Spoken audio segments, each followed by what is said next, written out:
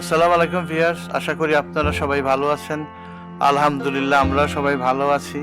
আজ আমি আপনাদের ইফতারের একটা রেসিপি শেয়ার করছি। প্রত্যেক দিনই আমরা একটা দিব, তো আশা করি আপনাদের ভালো লাগে।